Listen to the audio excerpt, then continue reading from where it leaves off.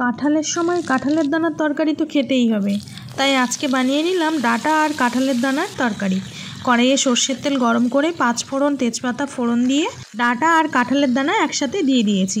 কিছুক্ষণ একটু তেলে নেড়ে নেব, তারপরে এর মধ্যে কুচনো পেঁয়াজ আর লবণ দিয়ে দিয়েছি। আবারও কিছুক্ষণ একটু নেড়ে চেড়ে ভাজা ভাজা করে নেব। তারপরে এর মধ্যে দিয়ে দিলাম আদা আর কাঁচা লঙ্কা পেস্ট আর দিয়ে দিলাম কুচনো টমেটো। সব কিছু আবারও ভালো করে মিশিয়ে নেওয়ার পর দিয়ে দিলাম হলুদ গুঁড়ো আর জিরে গুঁড়ো। ভালো করে কষানো হয়ে গেলে দিয়ে দিলাম কুমড়ো আর আলু। আবারও সব কিছু একসাথে ভালো করে কষিয়ে নেব। কষাতে কষাতে এরকম হয়ে এলে এবার এর মধ্যে পরিমাণ মতো গরম জল দিয়ে দেব।